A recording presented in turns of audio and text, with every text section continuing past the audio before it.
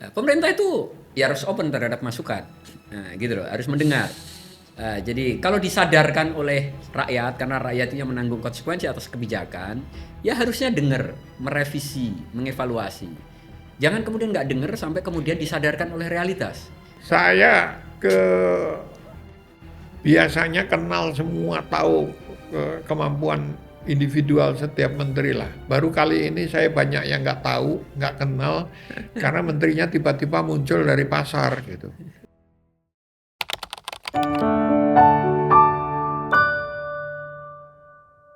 Halo, Assalamualaikum teman-teman ruang publik.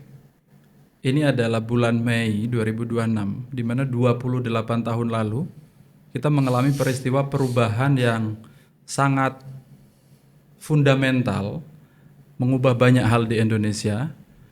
Perubahannya mulai dari situasi pemerintahan yang tersentral di pemerintah pusat, lalu kemudian ada sangat militeristik juga waktu itu, partai terbatas, dan pilihan-pilihan sangat terbatas. Reformasi mengubah itu semua dan menjadi anak tangga baru untuk perubahan yang kita nikmati saat ini. Dan barangkali penonton ruang publik tidak semuanya aware terhadap perubahan-perubahan itu, karena memang di algoritmanya juga banyak yang usia 18 sampai 24 tahun penonton ruang publik. Jadi mungkin tidak aware secara langsung. Tapi di sini kita akan ngobrol mengenai 98, apa yang terjadi, perubahan apa yang kerasa, bagaimana perubahan-perubahan itu terjadi, latar belakangnya, dan apa yang belum tercapai sepenuhnya setelah perubahan itu. Saya sudah bersama dua pakar, pakar dan pelaku, dua-duanya pelaku sebenarnya di 98 ini. Pertama ada Prof. Hermawan Sulistyo, Prof. Vicky. Halo Prof, apa kabar? Baik, Assalamualaikum. Waalaikumsalam, terima kasih Prof. 98 ini selalu identik sama cerita-ceritanya jenengan juga. Dan satu lagi Mas Syafiq Ali, aktivis 98, ketua PBNU sekarang. Mantan. Kalau aktivis kan sudah 98 Mas. Udah pensiun. Bukan dia yang aktivis, saya itu penonton. Oh, sampai penonton ya. Iya. Tapi kalau pertandingannya jelek kan kita lempar batu. Jadi biar dapat konteks dulu teman-teman ini, Prof. 98 Mas Syafiq ini kan ada di aktivisnya lah. 98 ada peristiwa-peristiwa yang dilalui di jalan. Kalau jenengan di apa dulu profesinya? Saya baru Di pulang. Mei itu. Saya baru pulang dari Amerika pada puncak krisis itu. Nah, tahun 97 Agustus. Oke. Nah, jadi saya scholar. Saya mendefinisikan saya bukan aktivis. Oke. Engaged scholar namanya. The scholar, ilmuwan yang terlibat. Jadi kategorinya bukan aktivis, bukan scholar dan scientist yang di belakang meja gitu. Saya terlibat. Nah, dengan kapasitas itu saya terjun masuk, lalu apa yang tidak keluar dari rambu-rambu sebagai scholar, tapi masih aktivis gitu. Nah, saya aktivis zaman mahasiswa dulu. Saya lihat ini bangsa ini udah parah waktu itu. Waktu itu. Jadi saya dorong teman-teman di LIPI membuat pernyataan menolak Soeharto. Oke. 17 peneliti di LIPI itu ilmuwan-ilmuwan terbaik di Indonesia itu membuat pernyataan kami nggak mau Soeharto. Sampai PNS. PNS. Mantap, Pak. Dan langsung diancam oleh Wapres Habibie waktu itu, diancam sanksi. Oke. Teman-teman sebagian ada yang goyah. Ya, gimana ini? Ini taruhannya bukan hanya karir, taruhannya nyawa. Yang takut dan jadi pengecut silakan keluar, tarik tanda tangannya. Tersisalah 17 orang. Nah, 17 orang peneliti bidang politik di LIPI yang maju terus. Oke. Dan itu mengguncang betul karena ketika bikin konferensi pers itu ada 400 wartawan dan semua kedutaan asing itu pada datang. Mereka pengen tahu apa sih sebetulnya yang terjadi gitu. Karena zaman Soeharto jangankan kita ngomong keras, kita ngupil aja bisa ditangkap gitu.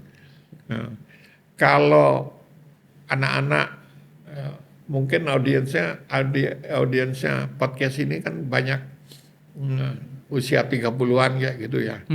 Di bawah usia anak saya gitu.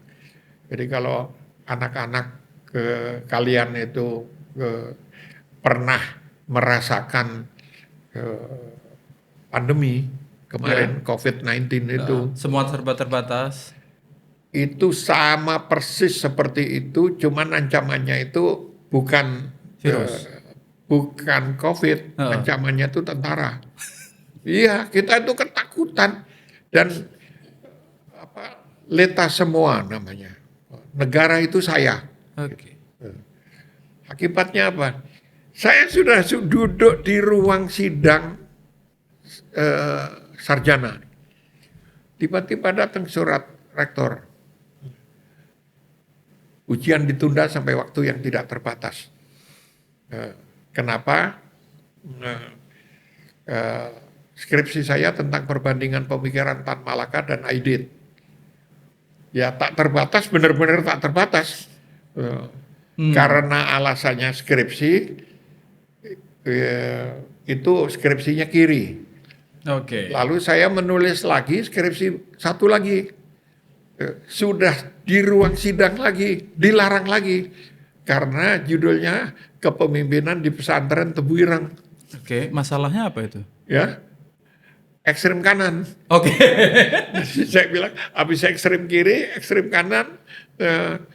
Jadi tertunda saya, nggak tahu setahun, 2 tahun, nggak boleh ujian, benar-benar nggak boleh ujian. Itu seenaknya aja. Ya. Tapi terus kemudian setelah peristiwa itu jenengan jadi bagian dari TGPF ya, Prof ya? Tim Gabungan Pencari Fakta. Itu setelah kejadian. Oh. Setelah kejadian itu pemerintah atas tekanan LSM membentuk bersama, saya ingat saya ada 15 atau 19 LSM besar di Indonesia membentuk TGPF. Oke. Tim Gabungan Pencari Fakta. Baik. Sebelum nanti cerita detailnya itu, Bro. Saya mau ke Mas Afik dulu ini. Mas Afik kan ada di lapangan juga waktu itu. Oh, dia yang lempar-lempar. Dia lempar. Saya nonton. Teman saya yang lempar, saya enggak. Dia yang nyuruh. 20 tahun lalu, 28 tahun lalu, tanggal sekarang 22 Mei. Ya. Itu sampai ngapain? Di DPR itu. Di DPR. Iya. Ini hari 28 tahun di mana DPR masih diduduki oleh ribuan orang. Ya. Jadi digambar yang mahasiswa. Ya. Jadi per hari ini tuh diduduki ini tanggal 20. 22. Oh iya. Ini masih diduduki. 22 malam baru keluar DPR. Iya. Nah, jadi 1 hari setelah Soeharto menyatakan diri mundur. Udah 1 kan pernyataan mundurnya. Jadi waktu itu masih ada di DPR saat itu. Gimana situasinya waktu itu? Ya kalau tanggal 22 situasinya euforia. Merayakan penguasa yang sudah 32 tahun. Sulit sekali digulingkan. Dari generasinya Mas Kiki ini berusaha mencoba nggak bisa, nggak berhasil gitu kan. Oh ada generasi 74 ya, 78 gitu kan. Generasi 80-an angkatan saya itu 94 21 mahasiswa ditangkap gara-gara membentangkan demo dan membentangkan spanduk agar Soeharto diganti gitu kan. Nah, baru generasi saya Soeharto yang udah berusaha dipaksa turun oleh mahasiswa bertahun-tahun itu baru berhasil turun. Iya, itu setelah mungkin mahasiswa seJakarta waktu itu ya.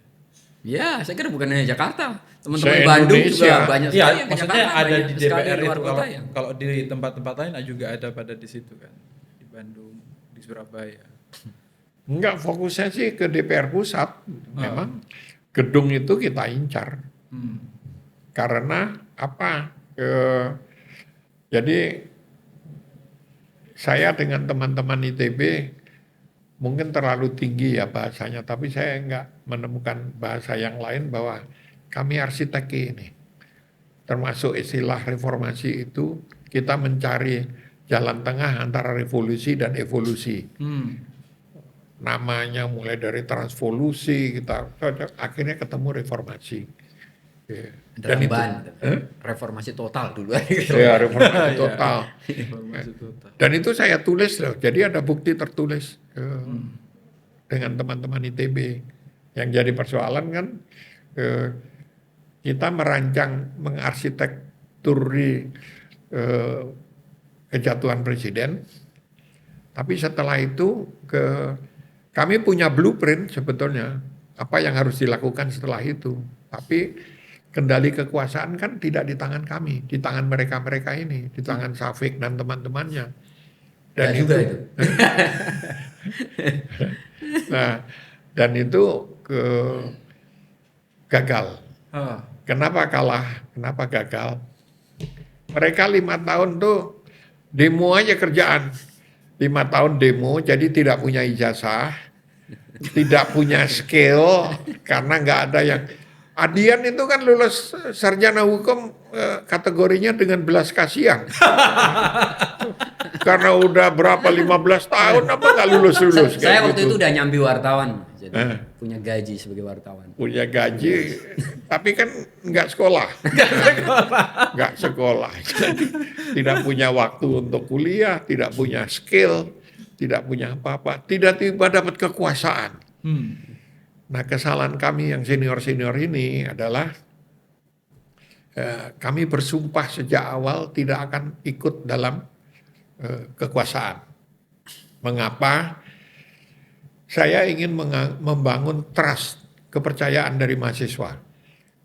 Karena mereka trauma, anak-anak itu teman-teman Syafiq dan teman-temannya trauma dengan tahun 66. Ketika gerbong itu runtuh, diganti gerbong baru, kelakuannya sama saja gitu. Maksudnya para aktivis masuk ke dalam pemerintahan. Iya, jadi saya yakinkan kalau kalian lihat saya ada di dalam pemerintahan baru, kalian cari saya, kalian ludahi muka saya. Dan sumpah itu saya pegang sampai detik ini. Saya tidak akan pernah mau masuk ke dalam pemerintahan. Itu singkatnya itu seperti itu. Nah, kegagalan itu bukan karena tidak ada blueprint, tidak ada orang yang mau dan mampu melaksanakan blueprint itu. Satu-satunya blueprint, ada 2 yang menurut saya berhasil itu. Satu, ketetatan untuk ngomong. Dulu mana bisa kita ngomong kayak begini nih. Senin besok kita ketemu di Kodim udah mayat gitu. Ketemu di Kodim. Yang kedua, tuntutan reformasi. Tuntutan reformasi itu awal-awalnya tuh nggak ada KKN, nggak ada. Tuntutan reformasi itu adalah pemisahan Polri dari TNI. Turunkan harga, turunkan Soeharto. Turunkan Soeharto. Iya, turunkan Soeharto. Turun harga otomatis turun sendiri nanti. Nah, itu pemisahan. Mengapa pemisahan? TNI nggak mampu nginjek rakyat. Dia injek polisi, polisi nginjek rakyat gitu.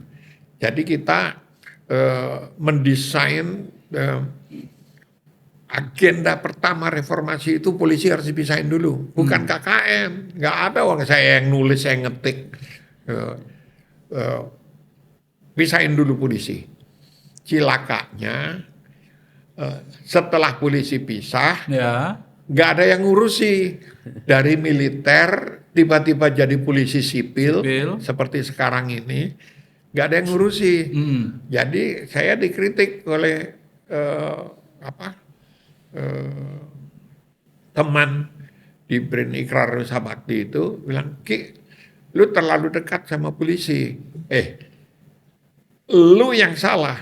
Kita memisahkan polisi dari TNI dan menjadikannya sipil. Terus mereka jadi begini karena mereka nggak tahu bagaimana caranya jadi polisi sipil. Itu harus kita ajari gitu. Oke. Dan saya senang karena apa? Kalau kalian ikut rapat-rapat di Mabes Polri gitu, yang saya terlibat kayak gitu, itu rapatnya lebih seru dari LSM. Maksudnya? Kritis, keras, dan memaki-maki temannya sendiri juga gitu. Masa? Ya lah, sekali-sekali ikut. Ini kan ada perluasan penasihat ahli Kapolri menjadi 32. Ya. Penasihat ahli yang baru itu kaget lihat suasana. Suasananya suasana akademik. Tapi Polri banyak dapat kritik juga akhir-akhir ini kan? Iya, Polri yang mana? Polri yang saya didik, yang kami didik di atas itu, sekarang ada sekitar 200 perwira punya gelar doktor. Ya. Ya. Nah, sebagian besar diantaranya dari UI, dari universitas bagus-bagus, termasuk di luar negeri. Mereka yang sudah berubah. Tapi yang lainnya kan belum. Kita ngomong 477.000 anggota polisi nih. Ya. Satu aja brengsek, satu aja bajingan, yang lain kena semua. Oke. Saya bukan belain, tapi saya alami. Kalau nggak percaya kapan-kapan ikut nonton rapatnya bagaimana gitu. Siap. Keras, Nih, keras. sebelum kita terlalu jauh ke sekarang, tuntutan yang direformasi yang dirasa sekarang ini kan banyak dulu ya Mas ya. Turunkan Soeharto berhasil. Tapi kayak korupsi, ini kayaknya perjalanannya maju mundur. Pemisahan tadi disinggung TNI Polri. Tapi sekarang kata Pak Presiden jadi backingan pengusaha-pengusaha. Pak Presiden kemarin yang bilang. Artinya itu warisan dari dulu nggak hilang. Warisan dari Kalau dulu. praktek itu udah dari dulu, bukan fenomena hari ini. Apa yang ini Mas ya? Mana nih pertanyaannya itu ya? Yang belum selesai. Ya banyak yang belum selesai. Tadi saya bilang, dulu kan ada istilah kalau mahasiswa maunya itu reformasi total. Total. Iya. Bahkan ada ide potong Revolusi. generasi. Hah? Potong generasi. Potong generasi. Rezim cleansing. Nah, itu istilah-istilah ya. Reformasi total, rezim cleansing, ya, potong generasi. Itu istilah-istilah yang waktu itu muncul setelah jatuhnya Soeharto. Jadi waktu Soeharto kan pertama itu isunya ya turunkan harga. Awal-awal demo itu pakai isu turunkan Soeharto nggak berani. Awal demo itu demonya aja di dalam kampus, nggak ada demo di jalan-jalan itu. Demo di jalan langsung digebuk sama tentara gitu. Jadi pertama di dalam kampus, mimbar bebas istilahnya. Ya, mimbar bebas. Jadi, saya itu kenal Jakarta gara-gara kebanyakan ikut mimbar bebas. Jadi Awalnya kan Jogja. nah, kebanyakan diundang khotbah mimbar bebas. Jadi saya tuh hampir mungkin pokoknya 90% kampus di Jakarta zaman itu pernah saya datangi karena apa? Menghadiri undangan orasi. Di dalam kampus. Okay. Nah, dari pertama yang ikut cuma puluhan orang, ratusan orang nyampe ribuan. Baru kemudian setelah yang ikut mimbar bebas di dalam kampus itu ribuan, baru teman-teman tuh berani aksi keluar kampus, di depan kampus. Oke. Di depan kampus dulu. Itu aja saya masih ingat itu. Demo di depan UNJ. Itu pertama kali, saya lupa itu bulan apa, tanggal berapa. Kayaknya menjelang Mei. kenaikan BBM atau setelahnya. 98 udah. Iya, 98 tadi udah. 98, 97 belum ada demo-demo di Menjelang jalan. itu, menjelang. Demo keluar langsung bentrok sama aparat. Udah dengar suara bedil kita pertama waktu itu ibaratnya. Nah, jadi pertama mimbar bebas dalam kampus ya. Baru keluar. Nah, keluar pun isunya pertama itu turunkan harga. Karena memang harga-harga waktu itu melejit. Bukan hanya naik lagi. Lalu dolar dari 2.300 nyampe 14.000. Iya. Nah, jadi berapa kali lipat itu naiknya? Sekarang 17.000. Ya, tapi kan dari posisi 14 ya. Tahun kemarin ya. 14 sekian posisinya. Jadi belum 2 kali lipat. Nah, kalau zaman itu udah 4 kali lipat. 2.300 ke 14.000 bagaimana bayanginnya. Nah, di situ harga makan di warteg itu kalau kita beli nasi uduk di orang Betawi ya. Ibu Betawi dulu sarapan 600 tuh bisa atau bahkan 500 bisa kalau segera pakai tempe, tiba-tiba langsung naik 1.100. Naiknya langsung 2 kali lipat. Kertas juga fotokopi dari sebelumnya berapa naiknya 2 kali lipat. Jadi memang harga itu melejit. Jadi memang isu pertamanya turunkan harga karena itu yang dianggap relevan dengan hampir semua orang. Kalau langsung turunkan Soeharto, waktu itu banyak orang yang apolitis. Karena nggak dapat informasi, TV, radio dikontrol semua. Bahkan koran yang bukan punya pemerintah pun dikontrol. Nah, jadi memang sebagian besar rakyat waktu itu tidak begitu melek politik, terdepolitisasi. Jadi Soeharto kan memang punya agenda depolitisasi. Jadi politik itu biar urusannya elit-elit aja. Urusannya politisi partai, padahal partainya cuma 3, Golkar, P3 dan PDI. Yang 2 cuma pendukung aja. Nah, jadi warga nggak ini, jadi kita isu turunkan harga, baru kemudian dukungan publiknya menguat, TV-TV, koran-koran berani menulis. Awal-awal demo juga nggak ada yang muat. Kalau sekarang tiap demo dimuat sama TV. TV-TV itu nyari berita, ada peristiwa apa gitu. Dulu ada demo mau berapa orang, nggak akan dimuat oleh TV. Baru ketika TV-TV mulai berani memberitakan ada demo di kampus A, B, C, dukungan publik naik, isunya naik juga, turunkan Soeharto. Oke. Nah gitu. Jadi baru kemudian memang isu berikutnya yang sangat khas aktivis sebenarnya, memang cabut duit fungsi ABRI. Karena hambatannya itu penjaga kekuasaan itu ABRI. Dulu baik tentara maupun polisi itu ya ABRI. Karena belum dipisah waktu itu. Sekarang menguat lagi TNI. Ya menguat lagi. Kan TNI udah dikembalikan ke Barat. Sekarang sama Prabowo Pak Harto lagi. dilepas lagi, dibelas lagi keluar Barat. Sekarang kan tentara ngurusin Kopdes, ngurusin MBG, punya batalion, ngurusi apa katanya nanam singkong, nanam padi, nanam jagung, ketahanan pangan. Nah, ketahanan pangan. Jadi dikaryakan. Jadi dulu tuh doktrin kekaryaan militer itu ini ya, Mas ya, udah kayak taken for granted gitu ya. Iya. Nah, sekarang saya kira presiden hari ini tuh memang softwarenya masih software lama. Jadi tentara itu doktrin kekayaan militer itu harus dihidupkan kembali. Nggak tahu padahal itu udah melanggar undang-undang berdasarkan aturan hari ini. Jadi saya dulu dicari-cari tentara itu. Kenapa? Di TV-TV saya ketika TV mulai berani memberitakan gitu. Saya bilang kami ini sekolah untuk ngurus negara puluhan tahun. Masih belum bisa kok ngurus negara. Nah tentara itu Akmil tuh 4 tahun, 3 tahun baris berbaris, 1 tahun push up. Mau ngurus negara. Wiranto ngamuk itu. Waktu itu kan terus ada Pak Gereito Usodo waktu itu, Kapuspen, ngomong, bukunya banyak bahasa Prancis ya. Saya bilang, iya saya punya master dari Prancis mas. Dari Inggris juga. Jadi janganlah bilang-bilang tentara pendidikannya cuma push up sama baris baris. Terus saya bilang, yang ngomong gitu siapa mas? Allah masih gitu terus. Tapi Mas Graito angkatan udara, saya ngomong angkatan darat gitu. Ngelesnya gitu. Iya. Dimusuhi saya. Jadi untung aja nyawa saya masih selamat. Karena menang mas. Karena kalau menang nggak selamat. Menang itu pun kalah, bagi saya kalah. Iya. Kenapa? Bukan hanya kemenangan politik yang mereka ambil gitu, tapi juga historiografi, sejarah aja mereka ambil kok. Tiba-tiba Soeharto jadi pahlawan. Itu kan penghinaan setinggi-tingginya terhadap aktivis 98 gitu. Kalau Soeharto yang diturunkan oleh ribuan massa, ratusan ribu massa itu di situ sebagai pahlawan, maka yang demo ini penjahatnya. Iya, Safek itu pemimpin penjahatnya gitu. Kan selalu begitu, sejarah itu ditulis pemenang. Nah, sekarang yang menang lagi mereka. Ya kita terima aja. Tapi percayalah bahwa sejarah itu tidak linear. Jadi jangan dianggap menang seperti sekarang terus akan begini terus berkuasa terus, enggak. Saya masih optimis bangsa ini masih banyak elemen baik yang akan berontak, yang akan ini kalau situasinya memburuk gitu.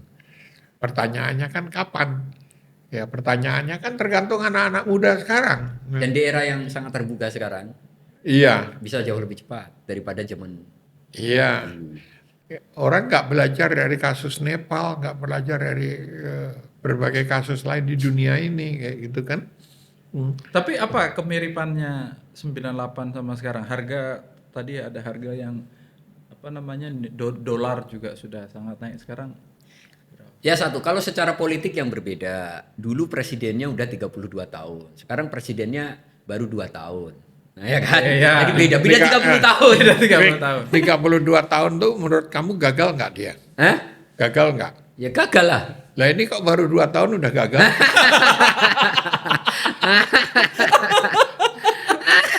Iya benar juga itu. Iya kan? Nah, ini baru ujian tengah semester, Mas. Ujian tengah semester. Belum ujian akhir semester. Ini Jadi bisa ngeles begitu, Mas. Jadi sebenarnya apa mengarah ke sana nggak situasi ini? Ya, satu ya, kalau dibilang pertanyaannya beda atau enggak ya beda. Ya, dulu udah berkuasa 32 tahun, 32 tahun. Yang kedua, sistem politiknya dulu sangat sentralistik dan sangat tertutup. Partai cuma 3, yang 2 aja sebenarnya stempel lah ya, pelengkap. bukan 3 partai lengkap. kita itu seperti Meksiko, Iya. 1,5. Iya, satu. Partainya tuh Golkar. Golkar pun nggak ngaku partai. Golongan karya, Golongan kerja membangun gitu. Jadi bukan berpolitik kesannya membangun gitu. Jadi manipulasinya banyak lah ya. Nah jadi sekarang ya kita udah ada pembatasan kekuasaan presiden ini dan kemudian ada multi partai. Ya walaupun dampak-dampaknya mungkin juga nggak gitu kerasa banget. Nah memang kalau kemudian secara ekonomi ya segera ada gejala. Gitu ada gejala di mana kenaikan harga gitu kan. Ada dulu ada krisis moneter, sekarang indeks harga saham juga turun, dolar naik ya kan. Nah, kan mirip-mirip, ada gejala yang bisa mengarah pada krisis finansial. Di situ hutangnya banyak. Nah, dulu juga sama. Iya. Itu zaman-zaman di mana hutang banyak. Kita tahu itu misal Kamdesus ya, IMF ya. Fotonya gini, Soeharto tanda tangan. Nah, kesannya kan benar-benar kreditur dan debitur. Nah, sekarang saya kira juga pemerintah sekarang ini lagi mencari-cari dari mana bisa dapat utang besar. Kalau enggak bisa problem besar keuangan negara. Yeah. Gitu. Ada gejala yang mirip secara finansial, secara moneter. Kemudian secara ekonomi banyak orang memang PHK. Kemudian juga harga-harga naik juga sama dialami di situ. Memang bedanya adalah ya mungkin secara kultural, secara sosial lebih berbeda karena dulu benar-benar sangat sentralistik, dikontrol oleh aparat bersenjata di mana-mana. Dan sekarang kita juga ngalami aparat bersenjata di mana-mana atas nama kekaryaan tadi. Nah, gitu. Jadi aparat senjata sekarang baru mulai muncul PD-nya untuk mengintervensi banyak hal. Padahal saya kira orang sekarang lebih berani. Saya tadi lihat di Instagram kalau nggak salah ya, yang tiba-tiba tentara datengin alat berat katanya untuk ini apa, kemudian diprotes sama warga di Kalimantan atau di mana saya lihat itu. Nah di beberapa tempat saya juga dapat cerita bahwa warga juga menolak. Ini terkait pendirian batalion tuh, Mas. Ambisi bikin batalion berapa itu 500 batalion atau berapa? 700 batalion. Iya. Nah, jadi saya kira dulu tentara di mana-mana dan sekarang kembali tentara ada di mana-mana. Padahal situasi sosialnya saya kira sudah berbeda. Jadi akan bisa mengarah ke sana atau tidak, pertanyaannya sangat mungkin. Karena saya kira hari ini generasi mudanya jauh lebih melek politik daripada zaman saya. Ya, informasinya lebih Ya, banyak. informasi terbuka. Kekecewaan lebih cepat menyebar di situ. Dan orang mengungkapkan secara publik. Walaupun satu sisi tadi sebelum kita mulai tapping, Prof. Kiki bilang sekarang lebih slow karena ada platform banyak untuk orang mengungkapkan kekecewaan, jadi tidak terlalu mengendap. Jadi gini, kalau dulu kan orang marah ambil batu ngelempar. Kalau sekarang ambil laptop HP ngomong kayak gitu. Itu memang menurunkan derajat kekecewaan, derajat kemarahan gitu. Tapi itu ada batasnya. Sampai kapan? Lama-lama laptopnya disingkirin gitu ya. ambil batu. Ngambil batu di luar, ngajak teman-temannya. Nah, kapan itu terjadi? Ya, secepatnya selama anak muda sekarang nggak jadi pengecut. Kalau masih jadi pengecut seperti sekarang ya nggak akan terjadi. Gitu. Ini Enggak. bukan kompor ya, ini cuma Anak muda saran. sekarang berani-berani. Berani. Agustus kemarin misalnya. Ah mana, yang berani cuma 2 orang, yang 10 orang nonton. Gitu. Jadi 900 loh, Mas. anak yang ditangkap kemarin lebih banyak daripada generasi saya. 900 kalau saya pengen yang ditangkap tuh 30.000. Ini kompor. Kenapa? Enggak, saya nggak ngompor-ngompori, saya cuma memberi ide. Gitu. Memberi ide. Iya, iya. Tapi kalau krisisnya keleluasaan fiskal pemerintah kan udah diomongin kan. Kemarin Pak Prabowo itu pidato, Mas. Harga dolar depan itu maksimal 17.500 proyeksinya. Itu pasrah kata orang bukan berusaha itu. Terus sekarang kan yang kalau dilihat itu yang belum kena langsung kan kelompok paling miskin karena masih subsidi masih ada kan. Kalau Pertamax Pertamax Turbo Deck itu kan sudah kena, yang solar belum. Terus listrik di bawah 900 itu belum, apalagi yang belum untuk yang bawah. Kalau itu negara sudah nanti nggak kuat, subsidinya makin dicabut kayak 98 bisa jadi. Ya itu masalahnya kan. Satu sisi bahwa mungkin lapisan terbawah dari masyarakat mesti bisa ditackle dengan beragam subsidi. Tapi kan artinya subsidi itu kan ada implikasinya terhadap anggaran. Betul. Nah, ketika anggarannya defisit, kita ini kan udah kayak gali lubang tutup lubang pada dasarnya. Makan hutang gitu. Dan juga dolarnya naik, beban pembayaran hutang kan jauh lebih tinggi. Penghasilannya rupiah, bayar dolar. Nah gitu. Kalau buat bisnis kan memang bisnis yang penting punya patokan. Mungkin 17.500 ke 18.500. Tapi kan lebih dari implikasi pada anggaran negara kan besar sekali. Besar. Di situ. Ini seberapa bisa bertahan, apalagi di tengah konstelasi ekonomi global yang sekarang geopolitik internasional yang juga sedang perang di mana-mana. Ini kan beban yang tidak mudah saya kira, dan kepercayaan terhadap pemerintah Indonesia saya kira juga sedang tidak bagus. Presiden selalu ngomong bahwa kita disegani, tapi buktinya kita investasi juga kecil, gitu kan? Komitmen yang diceritakan, tapi investasinya yang sudah tereksekusi berapa? Ya ini siapa seperti yang mengelola PT Akan. PT akan begini, akan begitu. Masih kayak kampanye. Bukan kampanye. Tuh. Terus menteri-menterinya tuh songong semua. Bayangkan 100 menteri itu kerjanya apa coba? Wakil menteri. Iya, menteri dan wakil menteri. Wakil menteri kelakuannya lebih menterinya juga. Diangkat menjadi pejabat tinggi negara seperti mendapat durian runtuh untuk proyek. Jujur kita bikin survei tingkat dedikasi dan kemampuan kapasitas masing-masing seluruh kabinet pasti di bawah 0. Malah itu di bawah 0, Mas. Minus itu. Iya, minus. Kenapa? Kalau researcher boleh. Saya biasanya kenal semua, tahu kemampuan individual setiap menteri lah. Baru kali ini saya banyak yang nggak tahu, nggak kenal, karena menterinya tiba-tiba muncul dari pasar gitu. Pasar beneran, bukan pasar saham. Apa artinya ini, fenomena apa? Ini kualitas pemimpin. Kualitas pemimpin, orang dapat jabatan menteri bukannya berpikir untuk mengabdi, berpikir untuk ngerampok kok. Coba dengerin itu omongannya Pigai. Coba. Untuk HAM, kampanye HAM, kami butuh 1,3 triliun. Duit mbahmu apa? Nah, dan itu merata. Tapi MBG 287 triliun loh, Mas. Lah itu kan nggak lewat menteri. Nggak lewat menteri. Iya, menteri kan hanya cuman kerja bikin bikin dapur. Itu perintahnya Prabowo. Dan emang lewat menteri keuangan kan nggak juga. Sementara menteri keuangannya cuman ketawa-ketawa. Gampang itu, nanti nilai tukar turun, itu kepercayaan publik kembali kok cepat itu gitu. Pinter kan gua. Menteri kok kayak begitu sikapnya. Terus ketua MBG-nya coba kemarin ngomong. Katanya ke orang miskin itu ususnya tipis sehingga dia gampang keracunan. Ini sekolahnya di mana sih menteri-menteri ini? Otaknya tuh nggak ada gitu loh. Orang kampus loh Mas.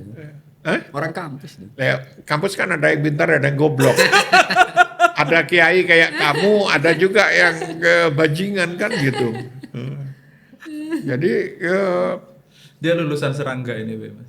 Dia keahliannya Pak Dadan itu, kepala MPG itu, kepala BGN itu jurusan serangga. saya nggak tahu yang ngomong begitu kemarin itu yang jurusan serangga itu bukan gitu lah.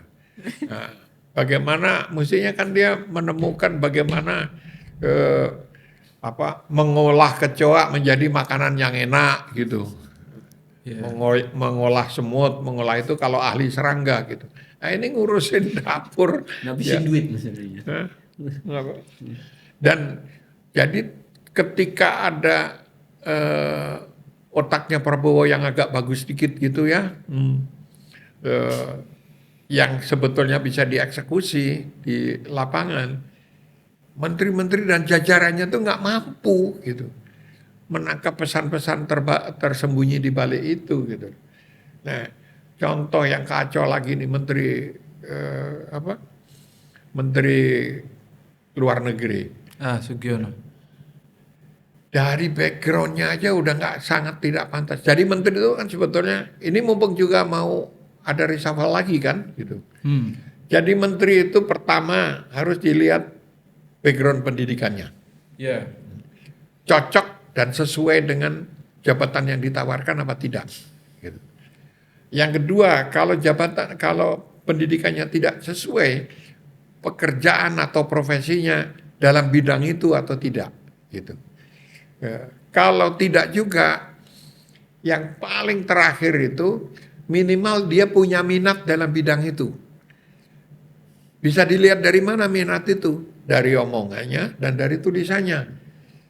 Ya ini ada orang ditawari jadi menteri, tidak pernah ngomong bidang itu, tidak pernah nulis, tidak punya pendidikan dalam bidang itu, minat pun nggak punya. Gitu. Mau, seneng diangkat jadi menteri, kan harusnya, maaf Jenderal Prabowo, Jenderal Kehormatan, Prabowo, saya menolak karena saya tidak sanggup, saya carikan yang lebih hebat ya. Gitu. Itu baru ngomong negara. Gitu. Ini pulang sujud syukur. Jadi apa yang bisa kita harapkan dalam dunia yang seperti ini? Gitu. Ya, ini sejauh mana perubahan sejauh mana berbeda dengan yang dicita-citakan saat reformasi dulu? Keadaan sekarang ini. Keadaan sekarang kalau dibandingkan dengan negara yang dicita-citakan saat reformasi. Ya satu gapnya, ya sesuatu yang ideal sama realitas kan selalu ada gap. Tapi memang gapnya ini membesar. Gapnya membesar. Makin lama makin jauh dari apa yang diimpikan. Kalau kita lihat ya sederhana kan, saya selalu melihat bahwa kita ngomong negara baik itu kan kalau hak-hak warga negaranya terpenuhi, gitu kan. Kita dibagi biasanya hak itu kan ada hak sipil, hak sipil politik. Sipol, ya, civil and political right, dan eco-social right, ekonomi, social, cultural right. Yeah. Kalau kita lihat dari economic, social, and cultural right, itu mungkin Indonesia hari ini ya masih jauh lebih baik daripada zaman dulu. Ada kebebasan beragama, gitu kan. Dulu teman-teman Tionghoa nggak bisa, gitu kan. Itu yang dulu Gus Dur ya, yang berjasa. Nah, kemudian tapi ada BPJS. Kalau orang sakit, dulu istilah orang miskin dilarang sakit. Orang miskin nggak akan mampu bayar rumah sakit. Sekarang ada BPJS. Dulu BLT itu bantuan untuk mengintervensi mereka yang paling di bawah. Padahal spirit demokrasi kan harus tidak ada yang ditinggalkan di belakang. Ya kan? Negara harus hadir di anak miskin dan orang-orang terlantar. Nah, relatif negara sudah hadir. Jadi eco-social right-nya relatif. Tapi dalam konteks sipil politik sekarang menyempit lagi, gitu kan? Hak sipil politik menyempit lagi. Urusan ada orang nonton film aja, pesta babi dan di Laksono, dilarang, dibubarin. Nah, tapi kenapa hak sipil politik itu mengecil? Lagi-lagi, ya karena tadi hijau yang biasa jadi backing. Jadi sebenarnya Pak Prabowo kemarin itu biasanya kalau yang koruptor ada backingnya yang Iya. hijau atau coklat. Atau coklat. Sebenarnya mereka ini bukan hanya backing terhadap bisnis aja, ya backing gituannya atas pelarangan berpendapat, kebebasan berkumpul dan apa berekspresi. Nah, ini problem. Hak sipil politik ini akan tergerus Iya. kalau aparatur negara itu tidak bekerja sesuai porsinya yang diatur oleh undang-undang. Kalau mereka mulai ngerasa bahwa negara itu saya ngerti negara ini baik atau gimana dan menafikan kemudian hal-hal yang lain. Nah sekarang hak sipil politik ini saya kira tergerus banyak. Partai mungkin sudah banyak, tetapi juga tone-nya ya mirip seperti zaman belum multi partai. Nah di situ. Jadi Kalau jenengan Mas ngelihat keadaan sekarang ini, seperti dulu kan kita waktu 98 berupaya untuk membuat negara itu lebih baik. Jadi saya sedang mengumpulkan karya-karya saya Nah, yang baru 150 buku. Ada satu orasi ilmiah saya waktu pengukuhan profesorship tahun 2003. oke. 2003 saya baca, rasanya seperti saya menulis untuk situasi sekarang. Jadi maksudnya keadaannya itu masih mirip. Padahal dulu itu sama sekarang. saya menulis untuk tahun 98. Itu saya baca ulang. Mungkin tinggal ganti nama, ganti tanggal, itu sama persis. Sama persis. Artinya apa? Ya tidak ada yang berubah. Nah, kecuali satu yang saya harap ini akan terjaga terus, yaitu apa? Kebebasan berbicara. Ya. Dulu kita ngomong seperti ini, kuburan atau kodim. Nah, sekarang tidak seperti itu, tapi mengarah ke situ. Mengarah ke situ. Kasus Tamalangkun. Yang pelakunya ketangkep ngaku kapten loh. Coba. ini Andri Yunus. Andri Yunus kasus Iya. Andri. Iya, Andri Yunus itu pelakunya jelas-jelas tentara gitu. Bisa dihukum? Nggak bisa.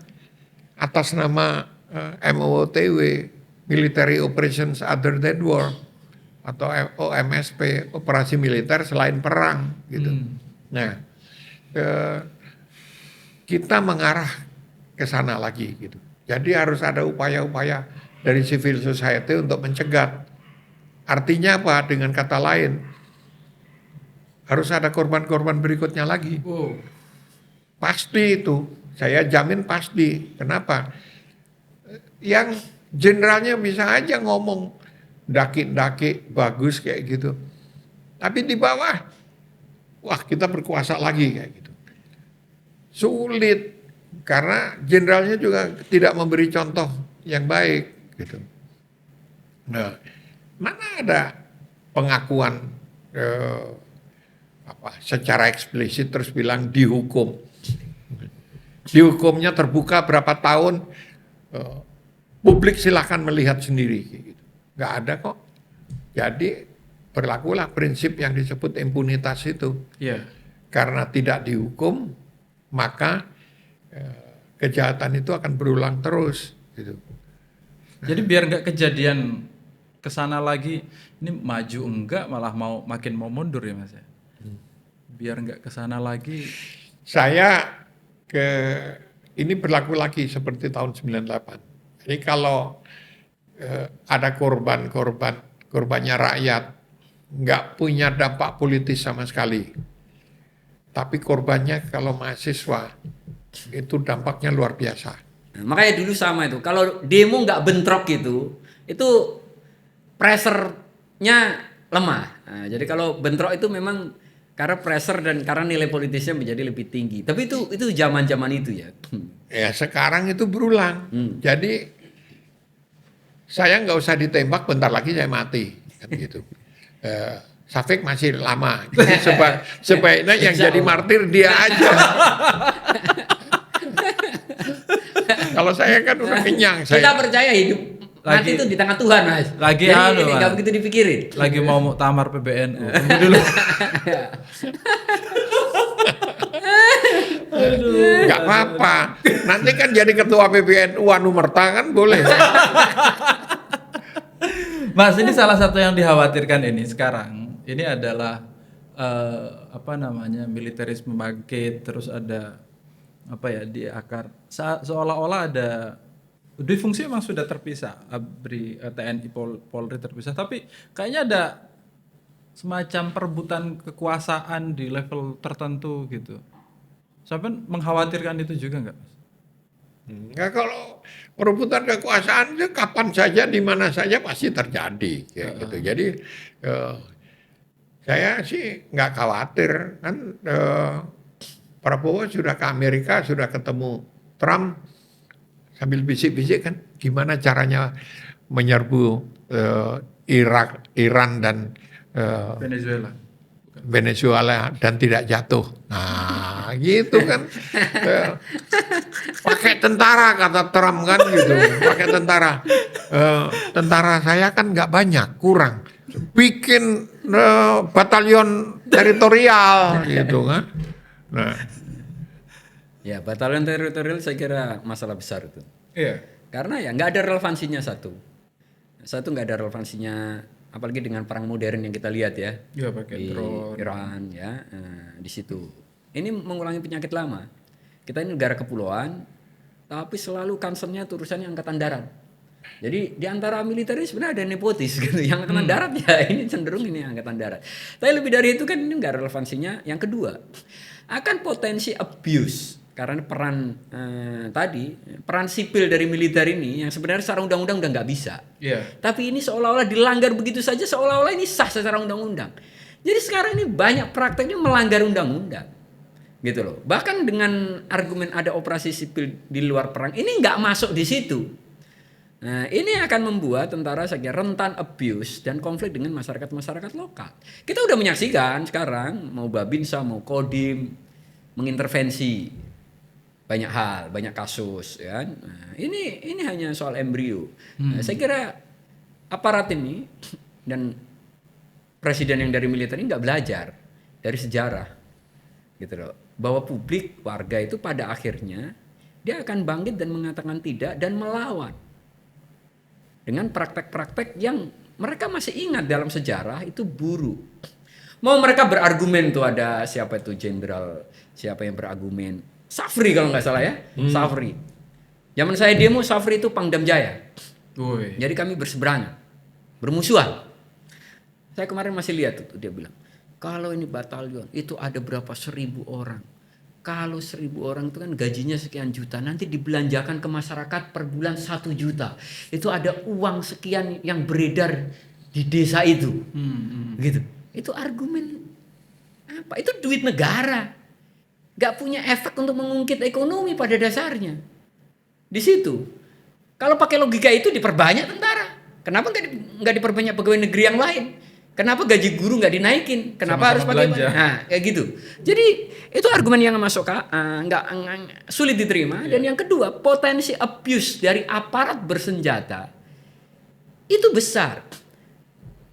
Saya pribadi menganggap militer kita ini nggak profesional.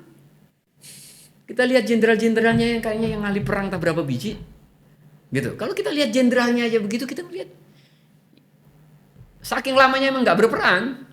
Gitu kan, saking lamanya gak berperang dan memang kita menikmati dan kita bersyukur Indonesia itu relatif aman gitu kan selama puluhan tahun itu. Yeah. Tapi kemudian memang aparat militernya jumlahnya juga banyak ini nabobo, gak benar-benar siap saya kira untuk menyiapkan diri untuk perang, sehingga kemudian lebih sibuk dengan hal-hal lain yang harusnya dikerjakan oleh aparat yang lain, dikerjakan oleh aparat yang berbeda. Kita nggak berada dalam situasi extraordinary di situ. Tentara nggak dididik untuk nanam sawah, nanam singkong, nanam jagung. Jangan-jangan nggak efisien itu nanti. Gitu kan. Biaya nanam jagungnya habis 10 juta, hasilnya cuma 8 juta. Kan masalah juga ini, Mas. Yang jelas kan sekarang ini tata kelola tuh banyak yang rusak. Saya contohkan begini. Dan meritokrasinya dilanggar. Ya, meritokrasi. Negara bisa benar, mau dari zaman kerajaan, zaman kekhalifahan, zaman demokrasi. Itu kan negara itu bisa bener kalau meritokrasi itu dia pegang teguh. Iya. Nah, sementara tadi Mas Kiki kan jelasin, menteri aja kita nggak pakai prinsip meritokrasi nunjuk menteri. Dia keahliannya di apa, jadi menteri di bidang apa gitu, dan bahkan nggak minat aja nggak. Nah ini kan problem. Gara-gara kolega, gara-gara bagian dari kelompok, gara-gara orang dalam. Nah, kan kalau anak-anak sekarang kan ngomongnya gitu. Sekali prinsip meritokrasi itu dilanggar, saya kira susah. Susah betul. Dulu kan kalau kita ngelola dana pemerintah itu, dana publik 200 juta, di atas 200 juta kan harus bidding kan. Oh iya. Transparansi. Transparansi. Good governance. Good governance. Wah, sekarang Nah, ini dilanggar semua. beli kaos Ini kaki 1 dilanggar. miliar itu MBG. Ini dilanggar semua. Jadi ini sebenarnya nih kalau Prabowo nggak jadi presiden lagi, banyak sekali orang yang layak masuk penjara berdasar undang-undang anti korupsi hari ini. Iya. Iya. Kalau dia nggak jadi presiden, menterinya itu bisa Banyak sekali banyak yang melanggar prinsip tender nggak diikuti, Iya. prinsip transparansi keuangan nggak ikuti. Kalau diaudit semua itu, Kobdes saja itu kalau diaudit semua itu, kita udah dengar modalnya 1, sekian miliar, pada dasarnya bangunnya cuma habis sekian. Ini nih, itu kalau kita terapkan Pak pasalnya, prinsip-prinsipnya pada kasus-kasus yang ini, banyak sekali orang yang akan kena. Atas nama prioritas nasional. Kalau yang nangkepi juga bersih. Ya. Jadi masalahnya kejaksaan aja sekarang yang paling brengsek itu banyak narapidana yang ngomong kan lebih enak ditangkap polisi, bisa dinego. Kalau jaksa nggak bisa dinego, dipatok harga gitu kan. Itu duit dipamer-pamerin itu ke duit cash dari mana itu? Oh iya, triliunan itu. Itu yang Banyak sekali. saya dengar hearsay ya, saya belum diverifikasi, itu duitnya pinjam dari BI. Oke. Nanti Jadi setelah gimmick. setelah dipertontonkan dibalikin lagi gitu. Kalau dibalikin. Aduh. Ya banyak sekali di reformasi Iya, iya, harapannya tetap tidak tercapai. Iya. Ya clean and good governance itu kan satu, sistem peradilan yang baik itu kan tuntutan-tuntutan turunan dari reformasi kan. Desentralisasi dulu karena kita menyaksikan bahwa bagaimana dampak buruk dari sentralisasi kekuasaan sehingga desentralisasi. Tapi desentralisasi juga memang punya masalah, dianggap ada raja-raja kecil gitu. Tetapi dampaknya tetap kalah jauh daripada sentralisasi zaman Orde Baru. Yes. Benar-benar semua Jakarta. Dan sekarang di era sekarang kan kecenderungannya sentralisasi lagi. Betul. Sentralisasi lagi. Bahkan presiden pernah ngomong itu. Kayaknya ke kepala daerah jangan coba menantang pusat. Wah gitu-gitu. Saya kira presiden nggak memahami. Selama Indonesia itu merdeka, sentralisasinya demikian luar biasa. Tuntutan desentralisasi karena itu. Bahwa kemudian desentralisasi tidak ada, bukan tanpa masalah. Iya, tapi bukan berarti dikembalikan. Kemarin waktu Mas Danang, dia kan pakar gitu, ekonomi apa namanya, dia juga membicarakan desentralisasi. Satu yang dia bilang bahwa masalah yang melibatkan bapaknya Pak Prabowo yang berujung pada PRRI Permesta waktu itu diantaranya ada hubungan pusat dan daerah. Betul. Jadi ini harus menjadi catatan juga. Dan yang memicu bapaknya Prabowo terlibat PRRI Permesta karena ketidakpuasan terhadap pusat. Iya, karena sekarang Prabowo sedang membangun ketidakpuasan terhadap pusat. Sekarang itu mau tanya kepala desa bahkan bupati, semuanya ngeluh, Mas. Karena anggarannya dipotong oleh pusat, oleh presiden. Gitu loh. Bukan hanya kepala desa sama bupati. Kalau punya teman menteri, saya kan masih ada kenalan lah teman-teman menteri, wakil menteri gitu. Nggak ada yang happy pada saat kementeriannya dipotong di mana-mana. Jadi bener-bener gitu loh, duit itu dihabiskan untuk MBG, pos-pos lain itu kemudian kering, nggak bisa ngapa-ngapain.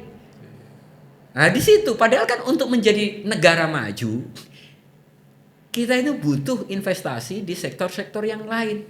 Nah sekarang ini kita nggak tahu, kita ini seolah-olah masih hidup di tahun 70-an sehingga di mana banyak anak-anak kecil kekurangan gizi. Stunting masih ada, tetapi kan mungkin sekian persen dari anak. Sementara ini 300 triliun atau kemarin dikurangi ya, 280 triliun untuk makan, Pak. infrastruktur kita nggak tahu, riset yang menjadi syarat negara maju kita nggak tahu, gitu kan? 287 triliun. Jadi saya pribadi dari awal saya nggak ngerti masalah apa yang mau dipecahkan dengan MBG. Iya. Masalah apa yang mau dipecahkan dengan MBG Minggu sehingga depan- sekian persen anggaran dialokasikan di situ.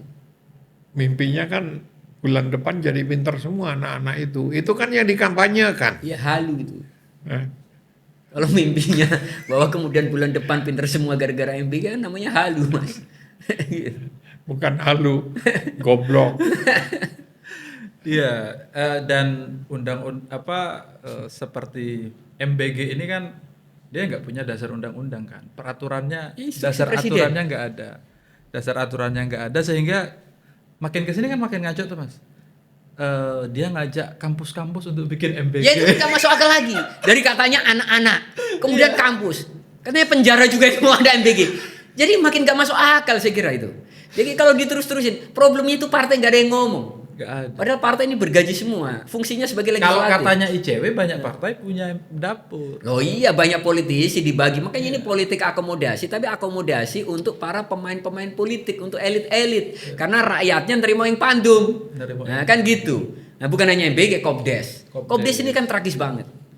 Kepala desa saya punyalah beberapa saudara, banyak teman yang juga jadi perangkat desa gitu kan. Dana desa dimakan untuk jadi kolateral Kopdes, kan gila. Dana desa harusnya dipakai bisa dipakai membangun desa, mengatasi masalah desa, benerin infrastruktur desa, juga bisa dipakai juga sebagian modal untuk bikin BUMDes. Kemudian dana ini diambil, dipakai bangun bisnis dalam bentuk koperasi yang untungnya belum jelas. Orang desa ini harusnya dengan dana desa ini punya duit. Duitnya diambil, pakai modal bisnis katanya. Ini bisnis yang untungnya belum jelas. Yang saya itu, ya saya bisnis gitu ya, kecil-kecilan dari dulu. Ini nggak memenuhi prinsip bisnis visibility studies-nya di mana, gitu loh. Kopdes tiap desa, Indomaret, Alfamart aja nggak ada tiap desa. Yang mau beli siapa? Ada Kopdes dibangun di atas bukit, gitu kan? Di atas bukit yang jauh dari pemukiman. Ada Kopdes dibangun di depannya langsung kuburan. Jadi ini cerita lucu-lucuan aja ini. Masalahnya lucu-lucuan ngabisin duit negara, itu loh yang masalah itu. Kalau nggak ngabisin duit negara nggak apa-apa. Masalahnya ini ngabisin duit negara. Jadi kekecewaan. Seolah-olah negara nggak butuh duit untuk sektor lain. Kita mimpi Indonesia emas. Syarat untuk Indonesia menjadi emas itu nggak terpenuhi hari ini. Di mana-mana syarat untuk menjadi maju, pendidikannya bagus, gitu kan? Risetnya bagus. Iya. Hari ini pendidikan kita nggak tahu kemana. Kalau kita ngomong risetnya Hancur. hancur, betul-betul hancur. Nggak boleh ke kantor seminggu, itu ada yang 3 kali, ada yang 2 kali WFA, work from anywhere. Jadi anak-anak ex-LIPI dulu, banyak yang kemudian ngontrak rumah di Bali, liburan sepanjang tahun karena mereka cukup absen dari Work from anywhere. iya. Terus semua hanya diukur dengan skopus, kopis, skopos apa tahu, untuk menentukan gaji, remunerasi kayak gitu. Dan nggak masuk akal. Sementara laptop aja rebutan. Yang paling parah itu perpustakaan dihancurkan, semua bukunya dijual, loakan. Saya ke kantor setelah ke pensiun, loh, kantor saya bersih, digusur semua, Oh iya. LIPI dan sekarang- nggak ada yang ngaku. Saya tanya siapa yang gusur nih, nggak ada yang ngaku gitu. Dan peneliti itu sekarang tidak ada dana penelitian, suruh cari sendiri. Suruh cari sendiri. Efisiensi juga, kena efisiensi juga itu. Oh iya sangat. Nah, kalau saya masih kerja gitu, orang seperti saya gampang cari akses keluar, nyari duit untuk penelitian. Ini tidak ada dana penelitian, terus tidak punya akses keluar. Bagi yang punya akses dapat dana penelitian harus lapor dan dipotong. Iya. dipotong untuk negara. Nah, ini gimana negara kok? Aduh. Ini dari tadi kita memang isinya ini Mas ya. Apa ya? Kemurungan, kecewaan. Nggak tahu, saya percaya di bawah Pak Prap Indonesia maju. Arsenal menang di bawah Pak Prabowo. Arsenal udah menang. Di bawah siapa? Baru di masa Di bawah Presiden Prabowo. Di masa Presiden Prabowo, tim favorit saya jadi juara. Arsenal setelah 22 tahun tidak pernah juara Liga Inggris, juara. Jadi ada secercah harapan katanya. Tapi tim karate favorit saya kalah terus. Anyway, ini as a closing statement Mas, closing thought. Apa yang mesti kita lakukan saat ini di tengah tadi kan dari aspek politik begitu, perekonomian begitu, kita tahu juga investasi susah, duit mau masuk. Waktu kemarin Pak Prabowo begini, itu saham itu turun. Iya. Walaupun hari ini ya sedikit inilah sama kayaknya. Nah, apa yang mesti kita lakukan? Ya tujuannya tetap untuk membuat satu keadaan membaik sedikit banyak. Ya, bekerja sesuai proporsi masing-masing gitu ya. Menteri yang harus tahu diri lah, yang nggak punya otak itu mengundurkan diri aja udah. Kayak ngapain Prabowo pertahankan kayak pigai kayak gitu. Ya.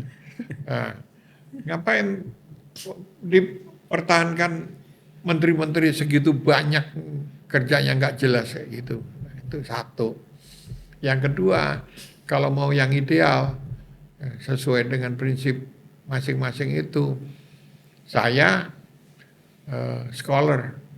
Tugas saya menulis supaya sejarah bangsa ini masih dibaca 30 tahun lagi. Dipelajari oleh anak cucu 30 tahun lagi. Yang mahasiswa belajar apa? Belajar kehidupan plus keberanian gitu.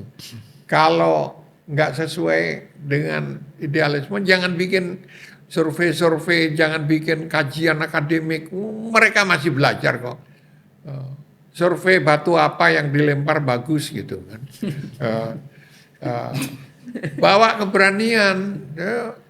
Anak sekarang takut. Ada kasusnya si siapa?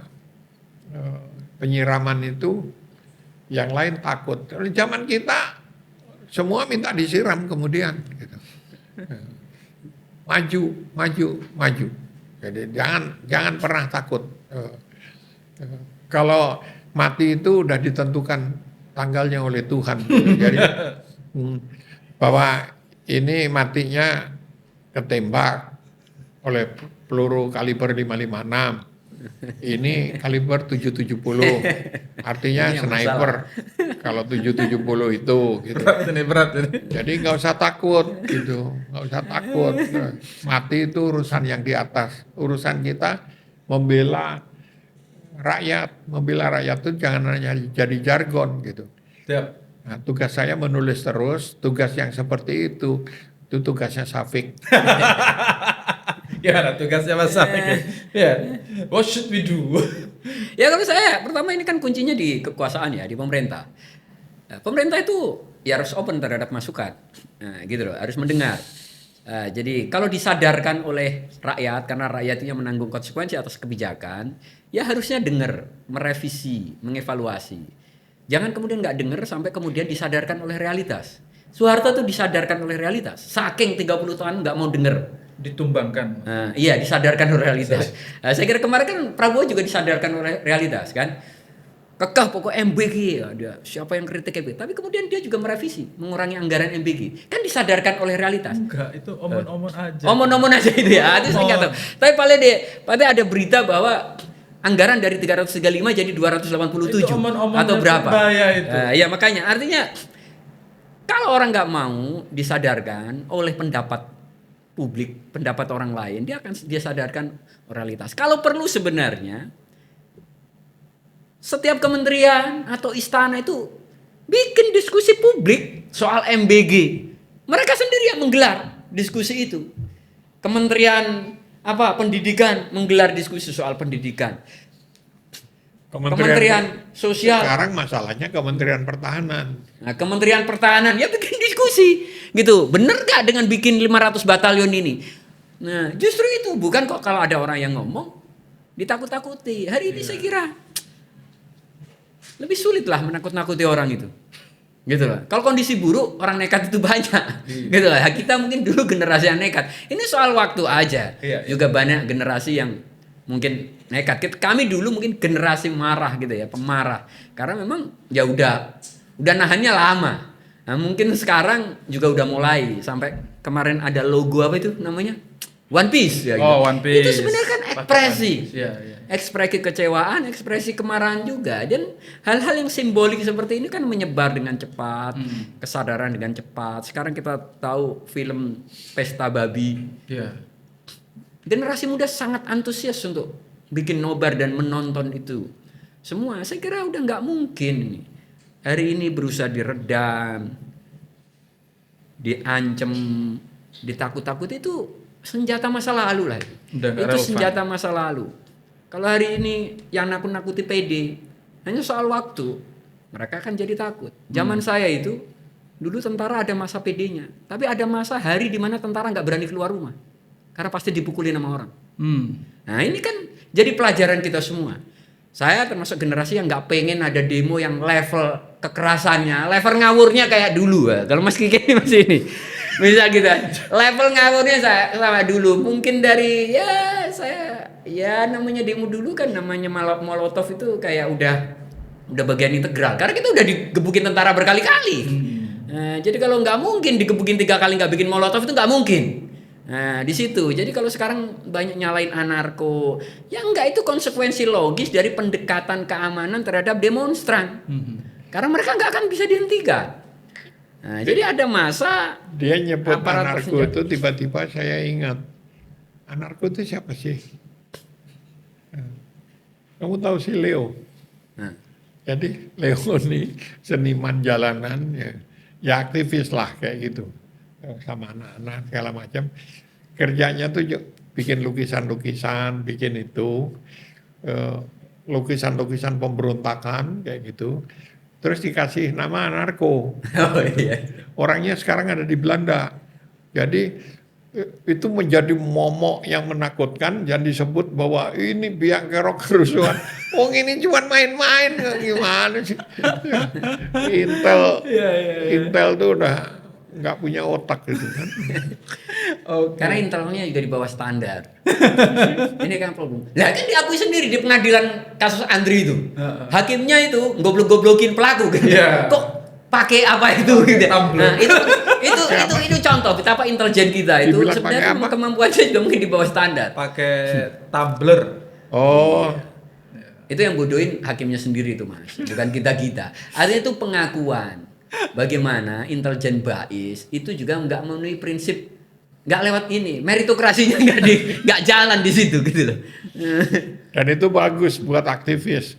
Dan itu juga ke depan kalau mau baik kan meritokrasi harus diterapkan. Iya, meritokrasinya harus. Itu problem, bukan semata harus terbuka atas kritik. Kasusnya IBAM itu kan bikin teman-teman yang pinter-pinter itu Ya. males kan ya. IPAM, IBAM dia Stafnya konsultan, Nadiem. Staf Staf atau Nadiem. konsultannya Nadiem. konsultannya Nadiem. Nadiem. Jadi dia juga kena masuk penjara. Anyway, Mas terima kasih banyak obrolannya. Mas Afik, thank you. Padahal banyak yang belum diceritain. Banyak belum diceritain ya sebenarnya ya. Tapi kalau dibahas terus ini banyak sekali ini. Kita meringkas 40 tahun jadi 1 jam kan susah. Susah. Cuma paling enggak ini teman-teman penonton ruang publik dapat aware cerita tentang 98 20 tahun lalu 28 tahun lalu Mas Afik ada di mana? Ternyata ada di Enggak, lebih dari itu. Kalau saya masih percaya ya, anak-anak muda ya seperti dibilang Tan Malaka kan. Idealisme itu memang kemewahan yang hanya dimiliki para pemuda. Asik. Nah, gitu ya. Jadi saya selalu percaya pada orang-orang dengan segala kenaifannya, tapi mereka otonom, independen, nggak banyak kepentingan sehingga nggak banyak ketakutan, gitu kan? Nah, di situ saya masih percaya itu dan gejalanya kelihatan.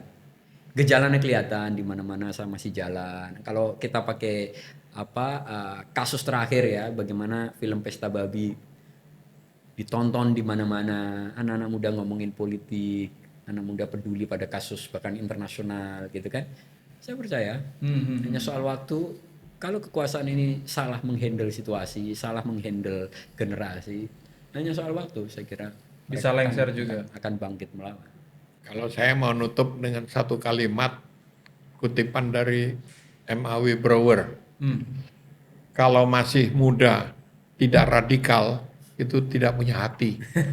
Kalau sudah tua, masih radikal, itu tidak punya otak. Dan saya merasa udah tua. Mantap. Oke, Prof. Vicky, makasih banyak. Mas Afik, thank you Mas. Teman-teman, obrolan di ruang publik gitu tadi, yang kalau itu kira-kira membangkitkan provokasinya itu membangkitkan semangat perjuangan, ya diambil hikmahnya lah ya, diambil hikmahnya. Tapi anyway, yang perlu kita sadari bersama bahwa apa yang kita nikmati sekarang, kenyamanan, kebebasan berekspresi, ekonomi yang tertata, meritokrasi yang bagus, setidaknya beberapa tahun lalu, itu kita terima, jangan dianggap taken for granted. Ada proses yang cukup panjang. Penjatuhan 32 tahun Soeharto, lalu ada reformasi, menata satu persatu sampai akhirnya kita punya aturan main gimana bikin pengelolaan anggaran negara dan seterusnya. Walaupun di 1 tahun terakhir ini banyak hal yang dikangkangi kembali dan kita kayaknya akan bersiap untuk mundur lagi, untuk nata lagi di periode-periode depan. Terima kasih, kita ketemu lagi di episode mendatang. Assalamualaikum warahmatullahi wabarakatuh.